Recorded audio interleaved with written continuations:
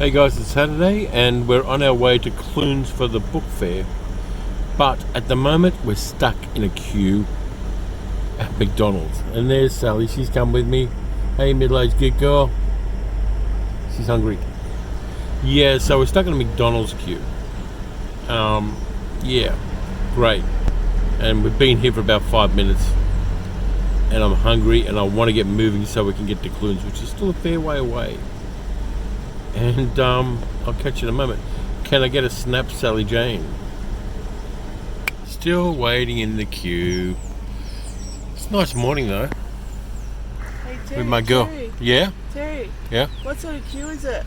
It's a far queue, Sal. Ah! Still waiting, still waiting. Somebody's hungry.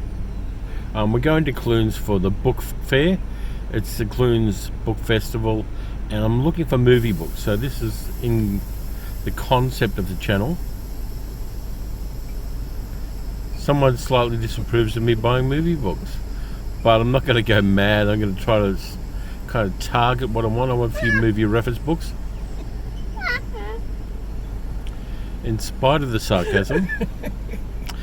And I want to get going, but we need to fuel up ourselves. We fueled up the car, but I'm still waiting in a fucking McDonald's queue. Ah!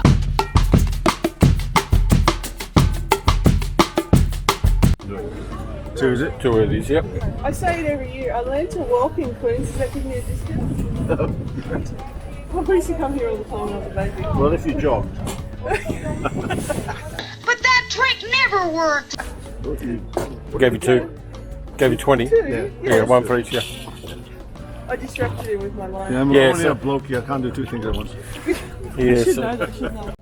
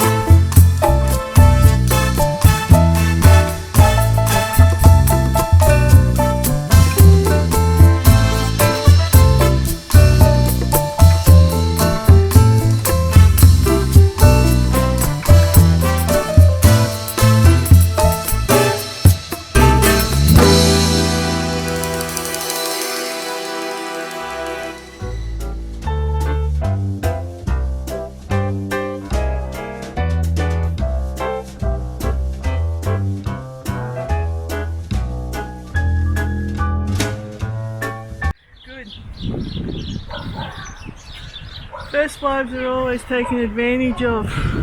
Good thing you're my second wife. Oh shit, yeah.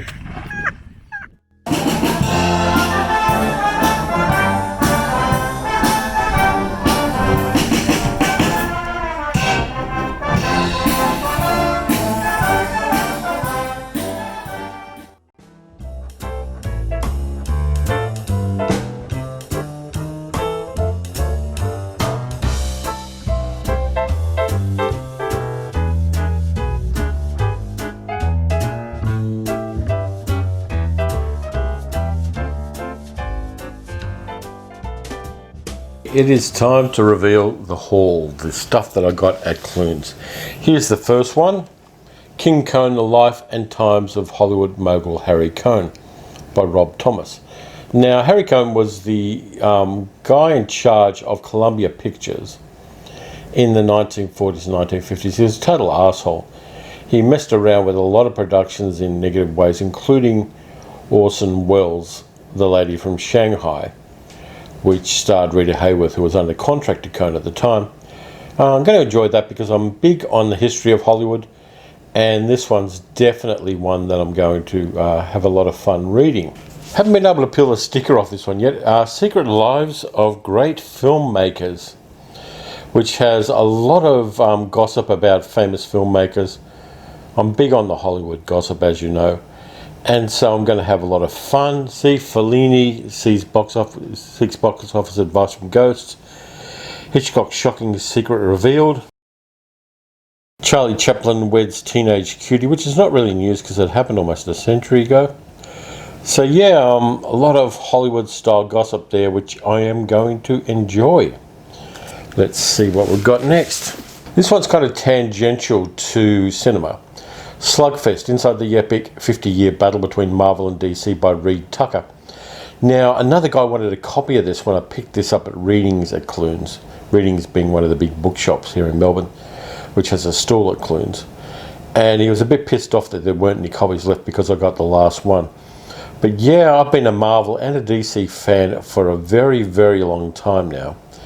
And just going into the kind of secret history of Marvel and DC's battle is going to be a lot of fun. I'll have to get some couch time to get through that one. Now, the next thing I got is kind of interesting and kind of rare. 20 years of British film, 1925 to 1945, by the Falcon Press. As you can see, it's not in terrific shape, but I picked it up for $5 and it was worth it. It's got some pictures from movies of the time in it, which I'm kind of happy about. And I may well find out about some movies I wasn't previously aware of and kind of get copies of those to watch and increase my knowledge, which is always what I'm about when it comes to cinema.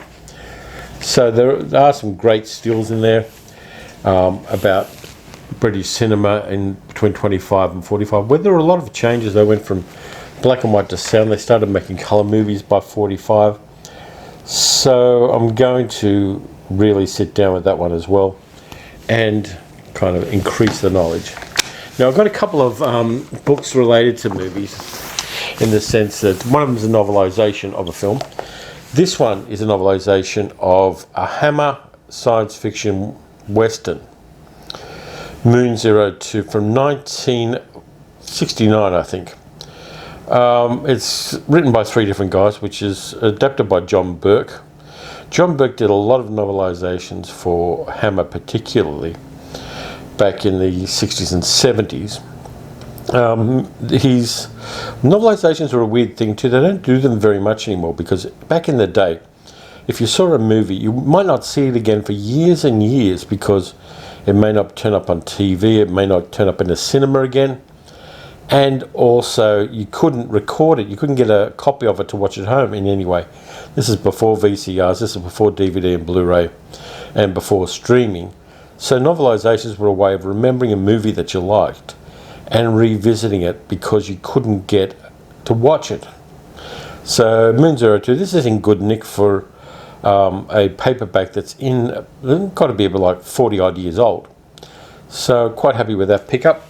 The next one is a pan book, Neville Shoots on the Beach, which is the basis of the 1960 movie starring Gregory Peck and David Gardner, a kind of post-nuclear movie, and set here in Melbourne, because Australia was the last place in the movie in the novel, to be affected by the fallout of a large nuclear war in the Northern Hemisphere.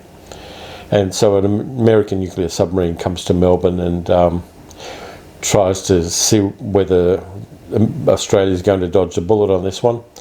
This movie was very influential with the anti-nuclear campaigns of the 1960s, and if you haven't seen the movie, definitely check it out. There was also a mini-series around the turn of the millennium starring Brian Brown and Armand Desante, but it's not anywhere near as good as the original.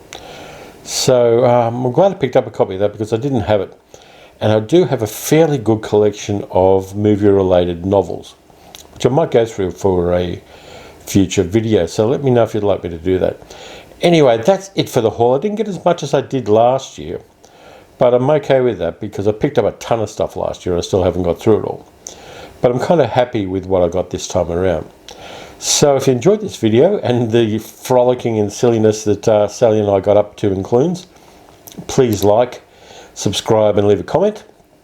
And I'll be back in a week with another video. So take care of yourselves, watch some good movies, watch some bad movies, and I'll be back very soon.